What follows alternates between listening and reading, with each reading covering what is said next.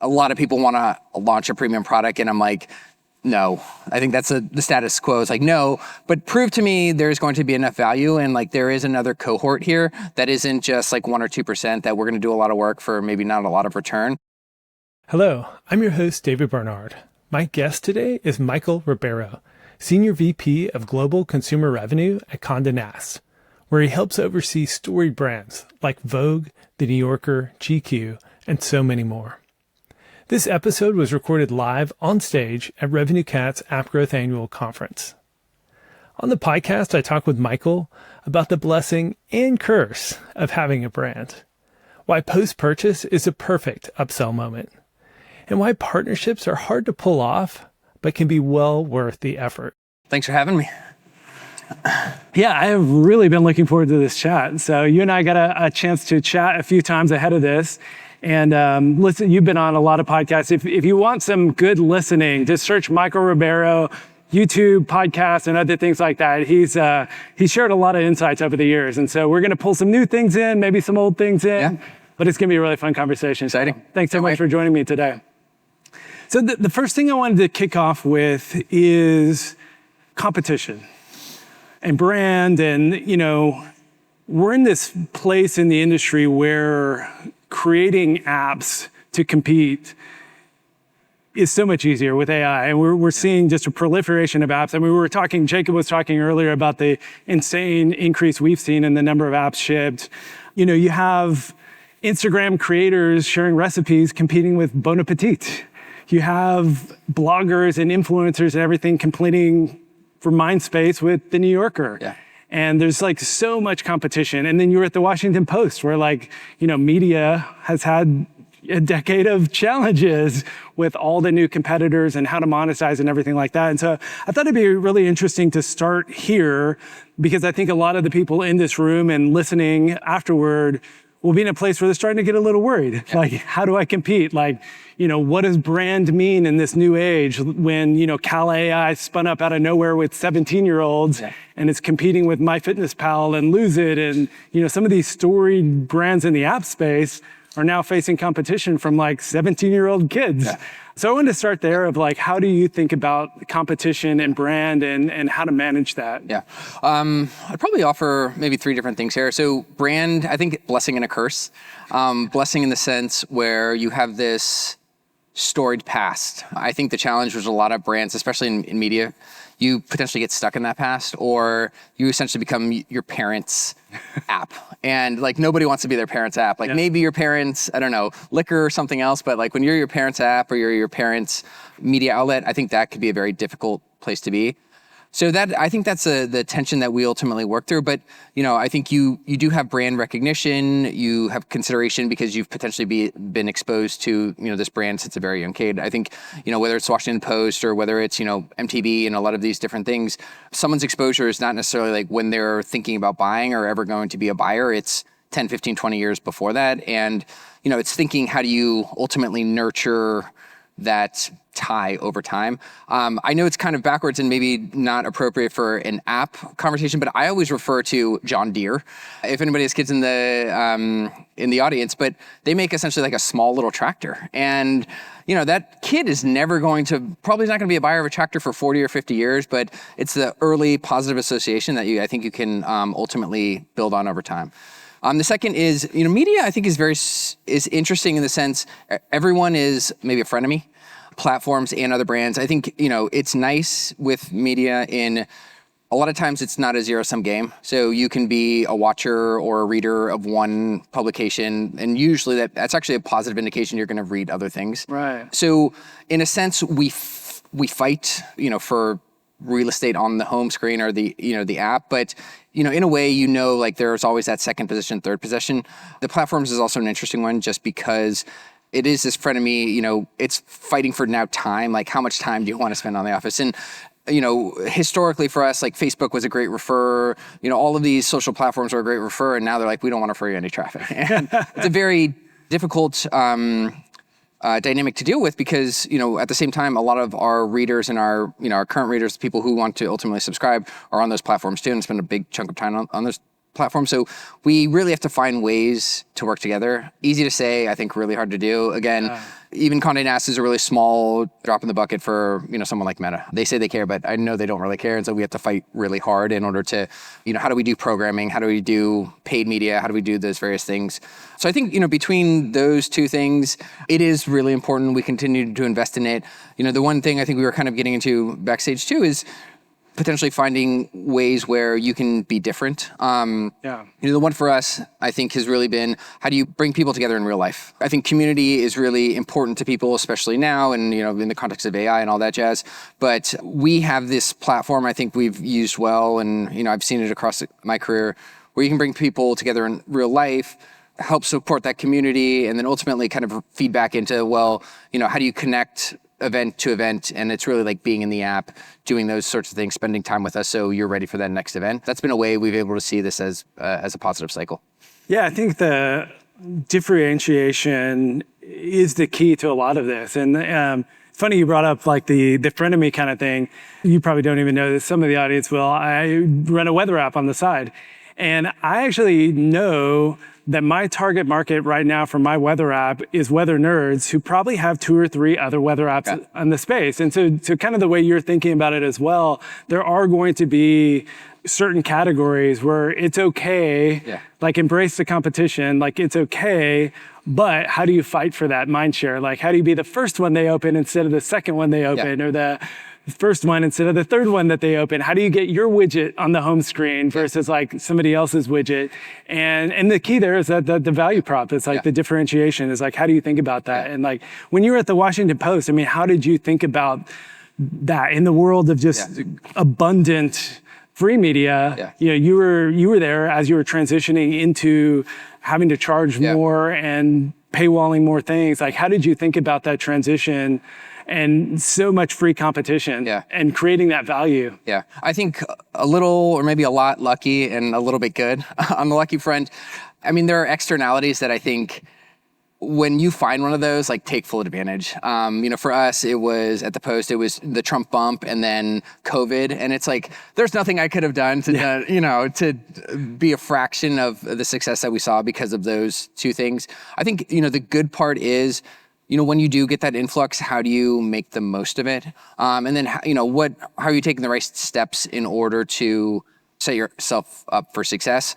One thing we thought a lot about is how much access do we give someone? I think that was, really important. I think it could have been easy to say, lock it all, especially in those times. And when people would have paid, weighing some of these like short-term, long-term benefits, also like, the brand, going back to the brand consideration, that we wanted to do right by people, still be, successful from a business perspective, but just have that balance of the amount we were harvesting now versus like continuing to sustain and feed for, potentially success down the road. Yeah. How did you think about that separation, the free versus paid? Because I mean, this is like, if anybody in the audience and listening later, it is a really, really tough thing to get right. Like, and I know like Washington Post, y'all experimented with a few different things, right? And like, do you give 1 story? Do you give 5 stories? Like, how hard do you paywall? How many ads do you use?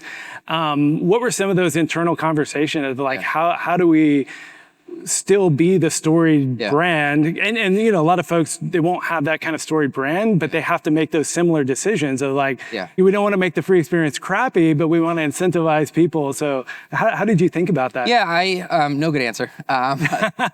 It's a process. No, definitely a process. I mean, I'd maybe say 3 different ways to approach it. One, I think always doing sort of a competitive audit, who's giving away what.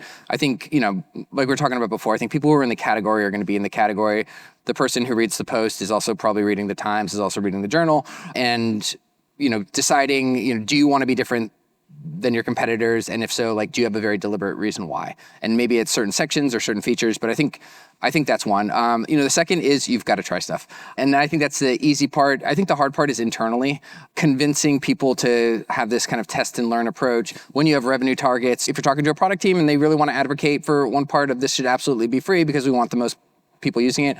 I think there's that internal debate, and ultimately, if you can align KPIs, I think those conversations become a lot easier. But often, like, I would love a show of hands of, whose company's KPIs are completely aligned so you can all make perfect decisions. It's zero. I know it's zero. So, those two. And then, lastly, I think just willing to be wrong and maybe willing to walk back. I think about us. We put up a registration wall. We have a property called Pitchfork. It's for music fanatics. It's focused on music reviews. We put up a registration wall for certain folks. The next day, there was a big announcement on the editorial side, and the backlash that we got of, you're going to put up this reg wall to now make us register when it was completely free before, and now you're doing all these changes. I mean, it was hard, and so we just took it all down. And we said, you know what, we're going to pause and we're going to reset once we, figure out the editorial, product part of it right, and then we'll try to remonetize it at that point. And I think I would say we're going back through this process again of like, is now the time? Is now not the time? And I think we earn goodwill by being willing to say, hey, we're going to walk back on what we ultimately did. Yeah. That's a tough one. You said it's the easy part of like figuring it out, but that's a hard part. Yeah. I mean, especially like, a big Pitchfork, a brand with very loyal readers and very loyal community, Washington Post, again, storied brand. I mean, this is what I think a lot of us struggle with. My weather app is a hard paywall, and I want to move it back to ad-supported freemium tier. But then what do you put behind the paywall? What do you do? And I think there's always a hesitation of, and so I love that you shared a mistake. Yeah. You should make mistakes. Like if you're not making mistakes, you're not trying hard to like get that balance right. Yeah. And it's a great example of like, you should try. And if you make a mistake, you can recover and you can walk it back and then take the next step. So yeah, if you're operating a freemium app, if you've got a hard paywall app, figure it out. Like, and you need to. Absolutely. And I would say, with all the testing, a lot of times, the person who I'd say is maybe, closest to the vision, to the mission, I would say is usually right. I think we go back, so we recently launched Vogue with an app. It was, essentially we relaunched the app, before, and we were paywalling stuff, which we hadn't paywalled before. I think we had all of these discussions. What's the right way to do it? Can we overlay AI to make these decisions with us? And ultimately it was like, I think it helps that it's Anna Wintour and she's going to have a very strong opinion too. But, her gut was right. It was like, here's the most important stuff. And this is the stuff we should make people pay for. So I think when you have a partner like that, whoever might be in your organization, it's really helpful because usually that's right. That's great. Anna Wintour, being your partner and figuring out your paywall. That's pretty cool. Well, the next thing I wanted to talk about was, as a storied brand, but as a print publication that's like trying to enter the modern age, I've been impressed with all the different kinds of monetization experimentation that y'all have been doing to figure out this new age. And so, I have a whole list of things that you've been playing with: bundling, unbundling, rebundling, post-purchase upsell. So let's walk through those one by one and talk about, and this is something I think, again, this is, Tinder and Duolingo and Condé Nast and some of these bigger brands have started to figure these things out that the rest of us will be figuring out over the next few years. And so I want to hear from you, like, how are you increasing LTV with those post-purchase upgrades? How are you bundling? Let's start with those. And then no, absolutely. I wish I could take credit for a lot of this and it was a novel idea or not. The one thing I would say is, I always go back, I think it was Picasso who said the quote, but good artists copy, great artists steal. I mean, to me, that is, I think I've based a lot of my career on that.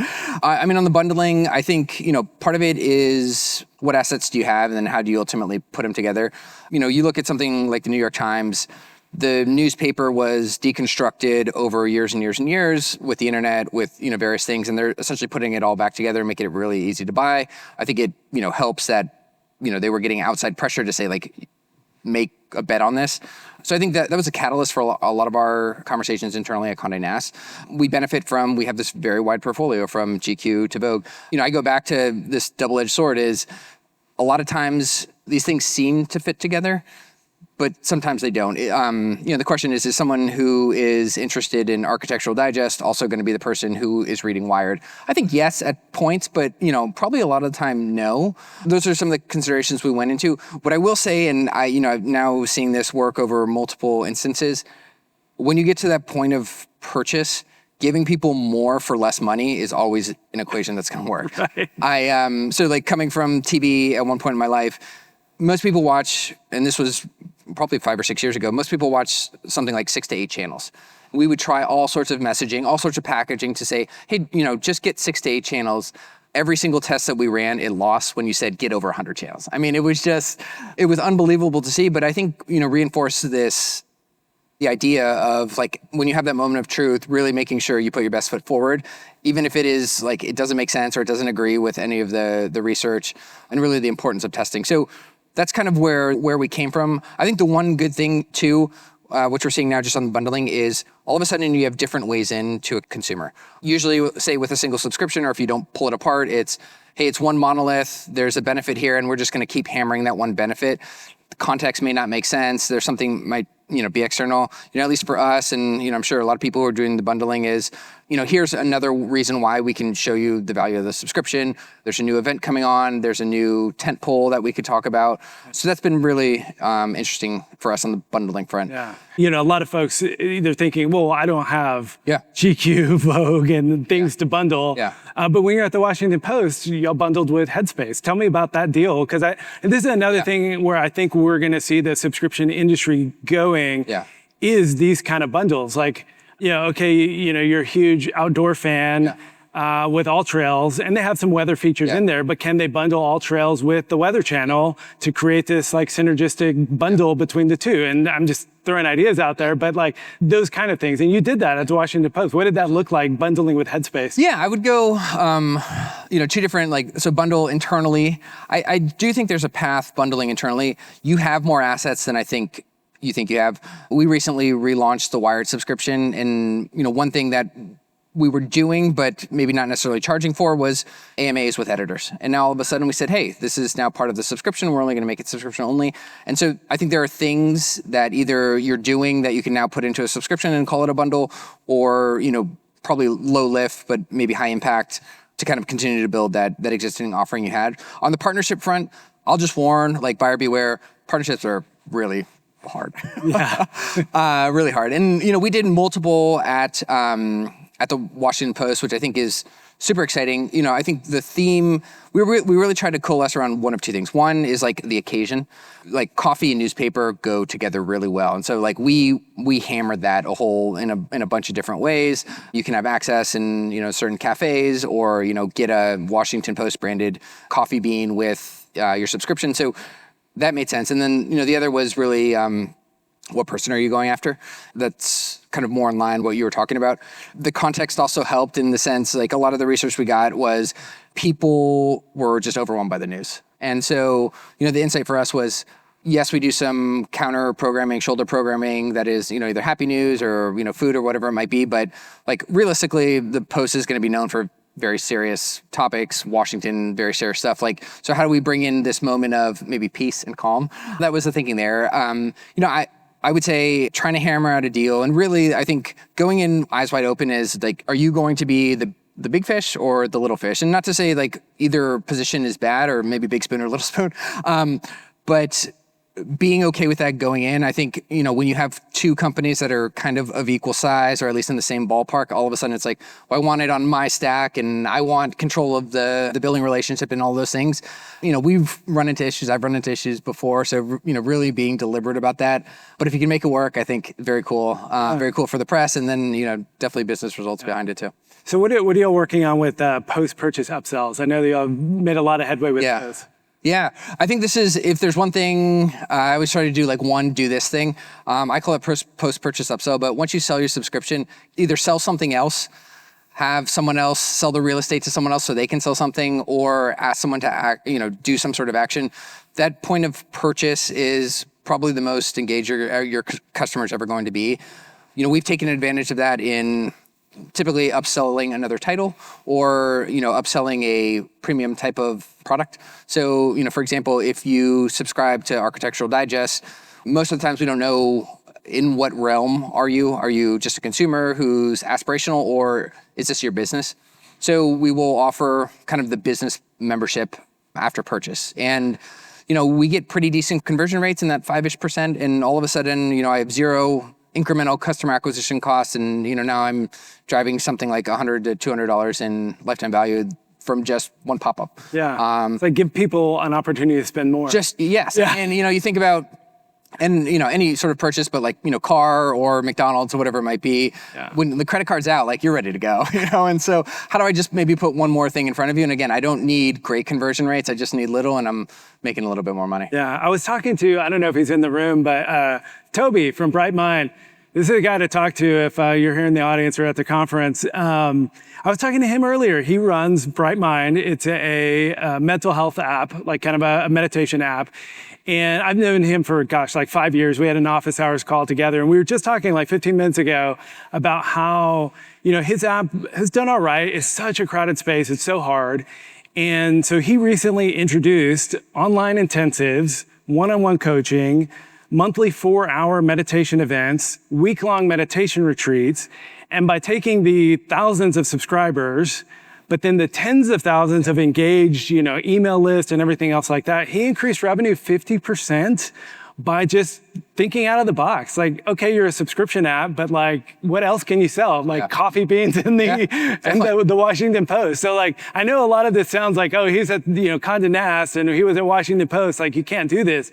Toby's doing it. Like, he's thinking outside that box and like increasing LTV and increasing revenue by trying new stuff and like engaging that audience. So props to you, and go find him. But that's exactly the kind of stuff we're talking about. And it doesn't have to be at a global scale. It can be in a smaller scale. Absolutely. Absolutely. I love it. That's really great stuff. I think lessons for everyone to learn. But I do think, knowing, especially if you just started an app, I think those are probably going to be your most loyal buyers. And, knowing that the demand curve is not flat. It is probably very steep, especially for those first buyers. But the willingness to pay curve, like we're not taking advantage of that. Absolutely. And I think, we've tried to do that and on a lot of occasions, but, maybe doing bespoke stuff that doesn't scale, but you think is going to be worth it. I'm highly supportive of. Yeah. So what do you mean by unbundling? I'm still a little confused about that. Essentially, I think a lot of like the pushback that we've got is, from a media perspective, is this concept of subscription fatigue. And I think paired with the fact that, news and kind of, I'm overwhelmed with content. And so the thinking was, can you essentially create a micro product or a mini product, maybe the Diet Coke to the Coke? And so when I was at the Post, we did something called Starter Pack. And as opposed to getting an unlimited subscription, it was essentially read 4 stories every single month. And then, you can decide, you're going to, if you consume more, you're going to hit then another paywall or kind of like an upgrade wall, and then go forward from that. So that's the thinking. And that was like $2 a month, right? Yeah. It's like way undercut your main, but how did that turn out from an LTV perspective? Jury's still out. Well, so I think, it's 2 things. The one thing I have appreciated about publishing, extremely difficult to be in, but you get a lot of visitors and you get a lot of data. And I think like we ultimately decided that this couldn't be a product that we were going to advertise to everyone. It was really in the cases where we saw low propensity. We would determine propensity really based on referral source or something like that.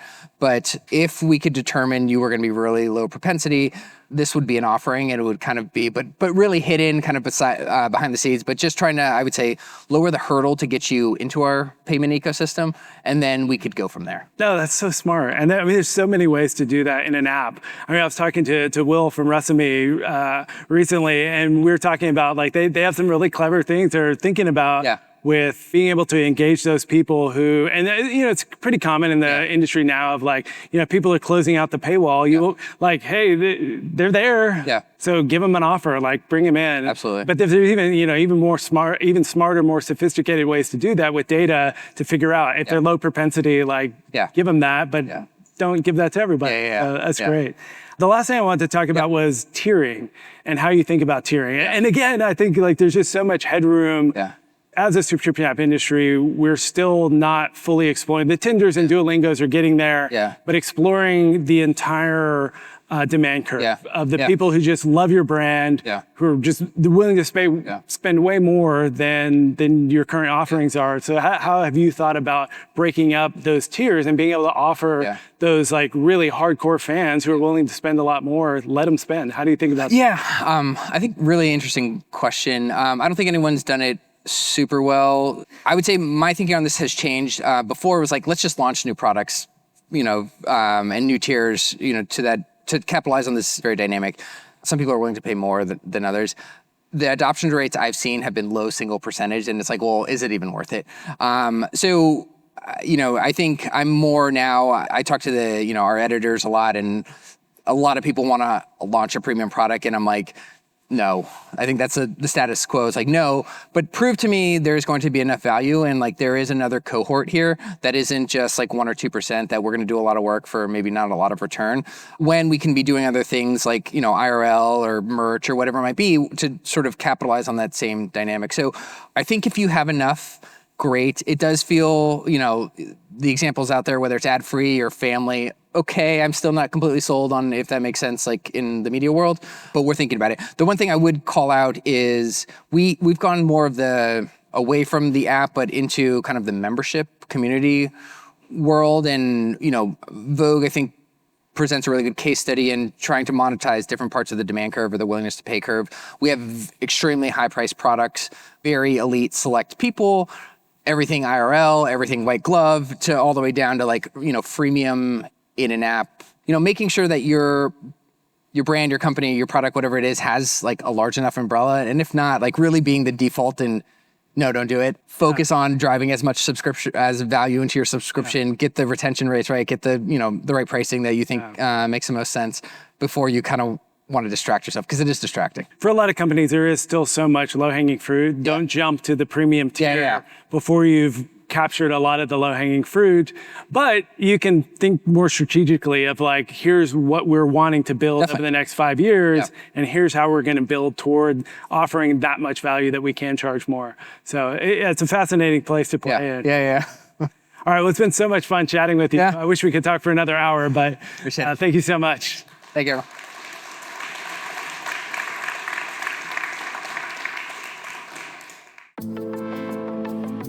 Thanks so much for listening. If you have a minute, please leave a review in your favorite podcast player. You can also stop by chat.subclub.com to join our private community.